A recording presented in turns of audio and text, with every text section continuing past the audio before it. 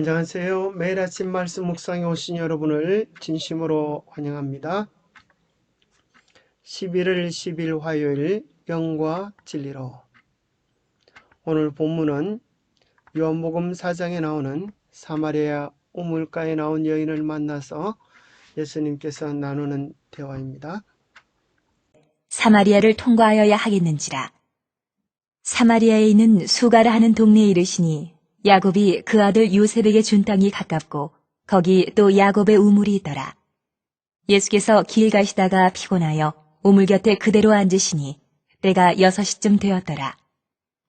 사마리아 여자 한 사람이 물을 기르러 왔음에 예수께서 물을 좀 달라. 하시니 이는 제자들이 먹을 것을 사러 그 동네에 들어갔음이러라. 사마리아 여자가 이르되 당신은 유대인으로서 어찌하여 사마리아 여자인 나에게 물을 달라 하나이까? 하니 이는 유대인이 사마리아인과 상종하지 아니함이러라. 예수께서 대답하여 이르시되 네가 만일 하나님의 선물과 또 내게 물 좀 달라 하느니가 누구인 줄 알았더라면 네가 그에게 구하였을 것이요 그가 생수를 내게 주었으리라. 여자가 이르되 주여 물 기를 그릇도 없고 이 우물은 깊은데 어디서 당신이 그 생수를 얻겠사옵나이까? 우리 조상 야곱이 이 우물을 우리에게 주셨고 또 여기서 자기와 자기 아들들과 짐승이 다 마셨는데 당신이 야곱보다 더 크니까?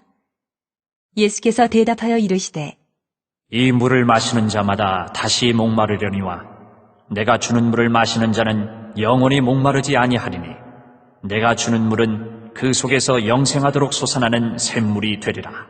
여자가 이르되 주여 그런 물을 내게 주사 목마르지도 않고 또 여기 물 기르러 오지도 않게 하옵소서. 이르시되 가서 내 남편을 불러오라. 여자가 대답하여 이르되 나는 남편이 없나이다. 예수께서 이르시되 네가 남편이 없다 하는 말이 옳도다. 너에게 남편 5이 있었고 지금 있는 자도 네 남편이 아니니 네 말이 참되도다. 여자가 이르되 주여 내가 보니 선지자로소이다. 우리 조상들은 이 산에서 예배하였는데 당신들의 말은 예배할 곳이 예루살렘에 있다 하더이다. 예수께서 이르시되 여자여, 내 말을 믿으라. 이 산에서도 말고 예루살렘에서도 말고 너희가 아버지께 예배할 때가 이르리라. 너희는 알지 못하는 것을 예배하고 우리는 아는 것을 예배하노니 이는 구원이 유대인에게서 남이라. 아버지께 참되게 예배하는 자들은 영과 진리로 예배할 때가 오나니 곧 이때라. 아버지께서는 자기에게 이렇게 예배하는 자들을 찾으시느니라. 하나님은 영이시니 예배하는 자가 영과 진리로 예배할지니라. 여자가 이르되 메시아 곧 그리스도라 하는 이가 오실 줄을 내가 아노니 그가 오시면 모든 것을 우리에게 알려주시리이다. 예수께서 이르시되 네게 말하는 내가 그라. 하시니라. 생각할 문제.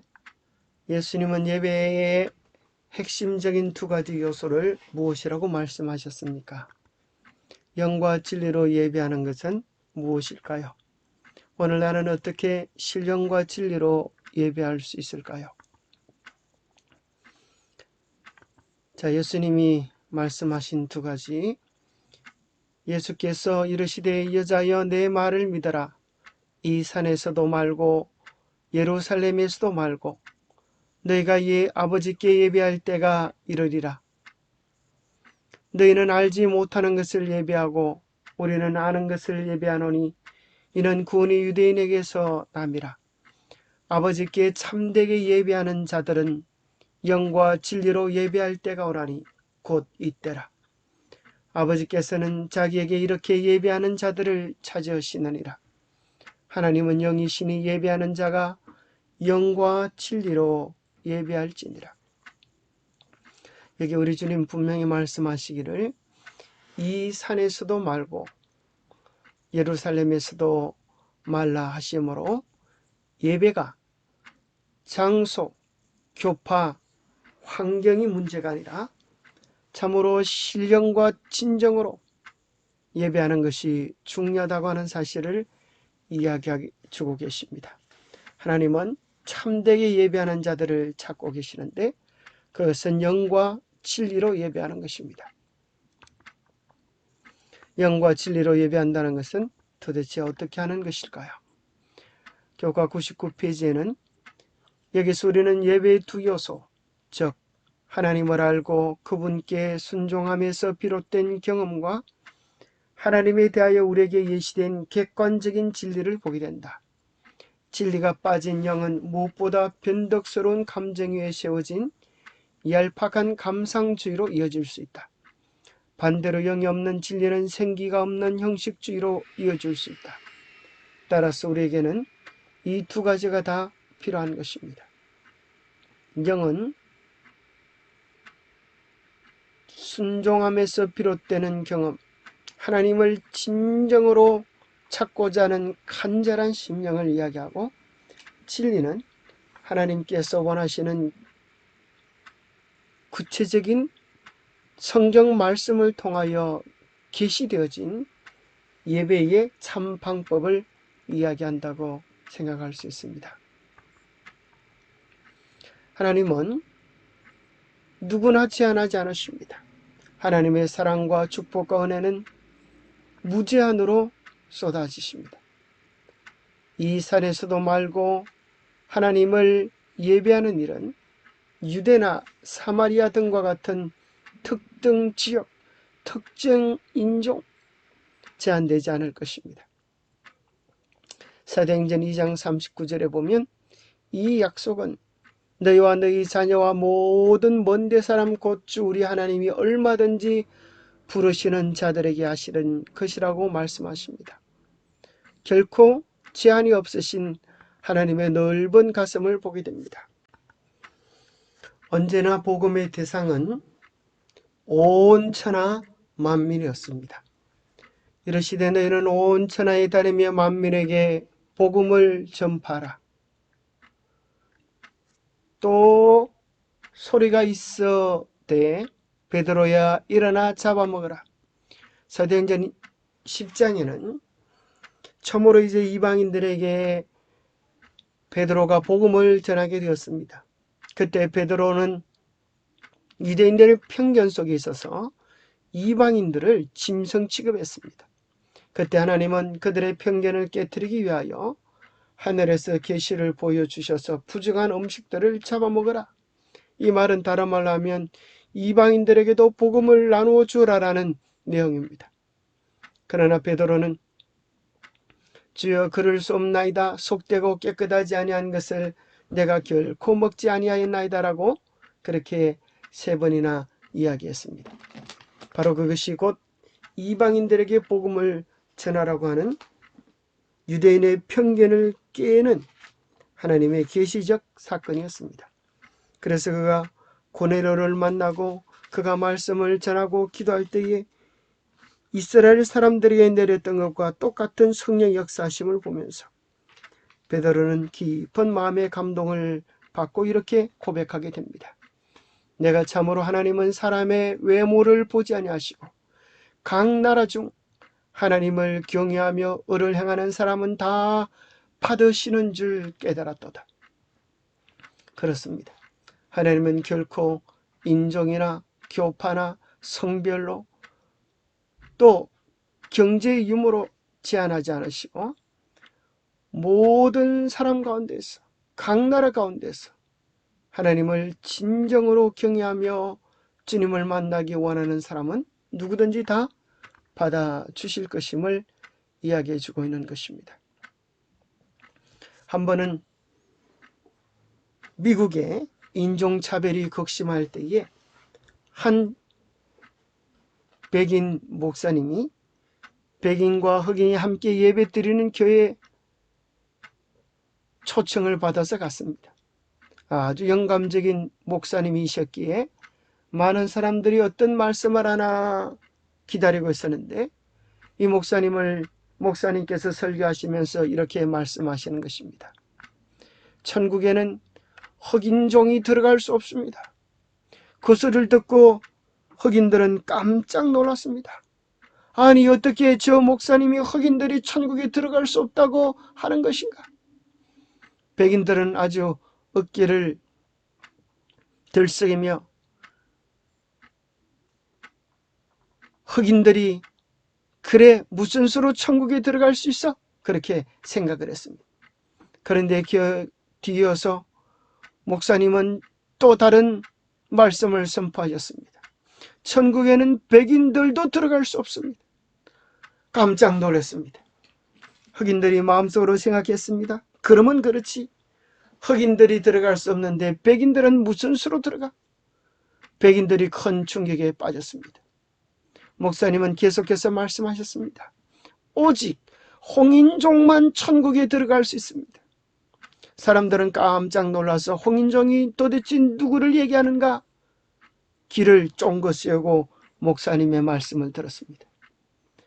홍인종은 예수 그리스도의 보혈로 예수 그리스도의 붉은 피로 거듭난 하나님의 백성입니다. 거듭난 백성만이 천국에 들어갈 수 있습니다.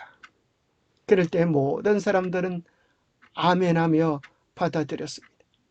우리는 교파나 지역, 인종에 상관없이 예수 그리스도의 보혈로 온전히 거듭나야 합니다.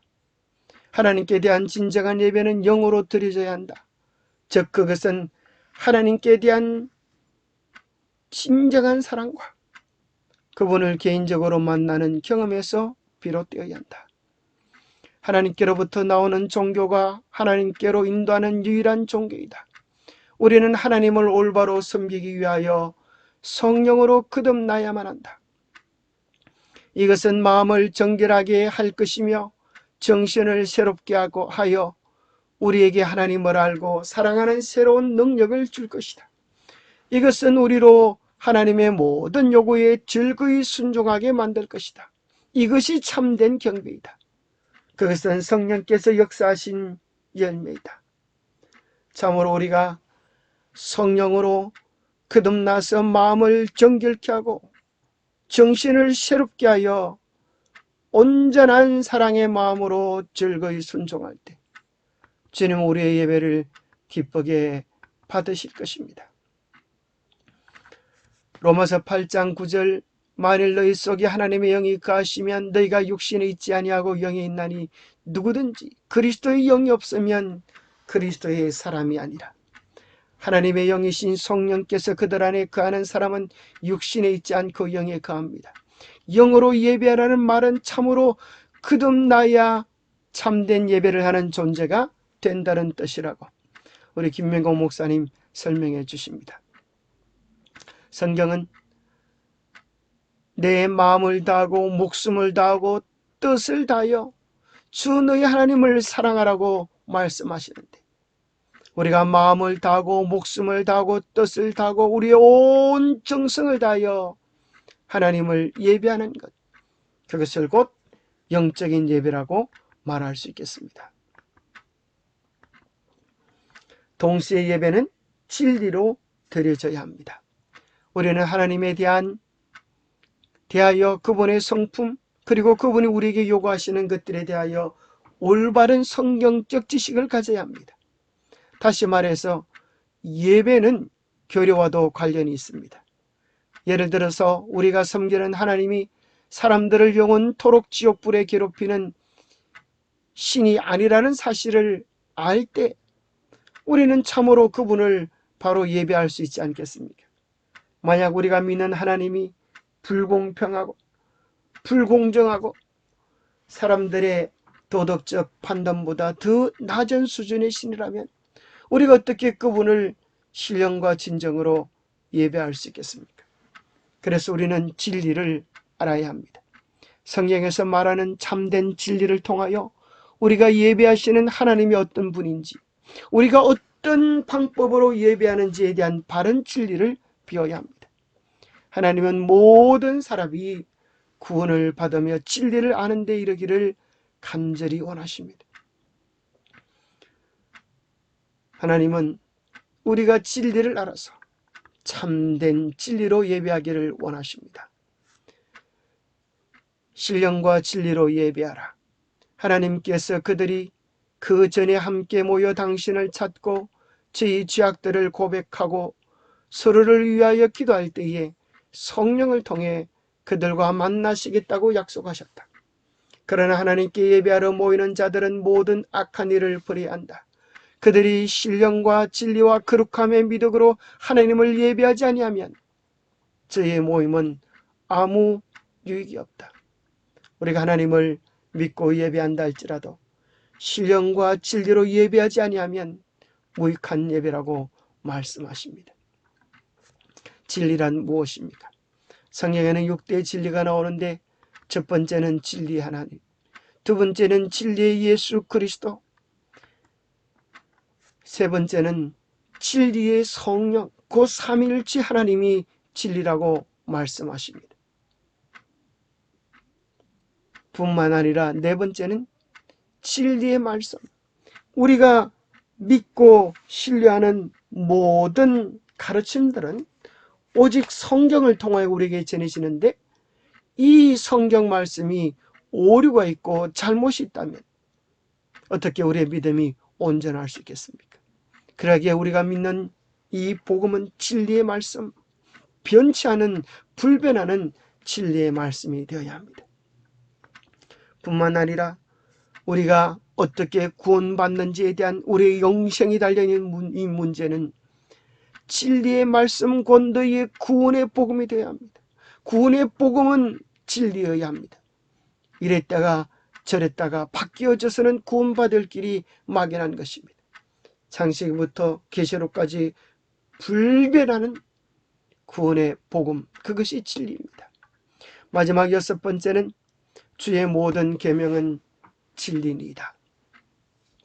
우리가 구원받으면 하나님의 은혜에 대하여 감사하여 우리에게 주신 모든 은혜를 무엇으로 보답할까 하는 마음을 가지게 되는데 그 마음의 결과로 성령은 우리의 마음을 주관하셔서 하나님의 말씀에, 하나님의 모든 계명에 순종하도록 우리를 이끌어 주십니다.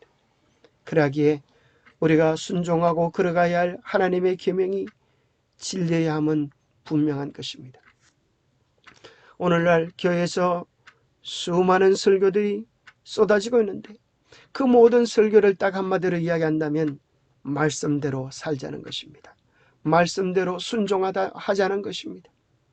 성경이 다 하나님의 말씀이지만 하나님이 친히 손으로 쓰신 것은 무엇일까요? 그것은 십계명밖에 없습니다.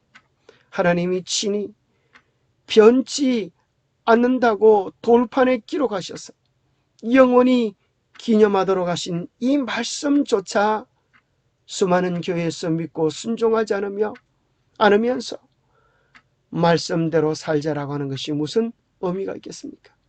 그것이 무슨 말인가 하면 오늘날 수많은 교회에서 말씀대로 살자고 이야기하면서도 정작 하나님의 십계명조차도 말씀대로 따라가고 있지 않다는 것입니다.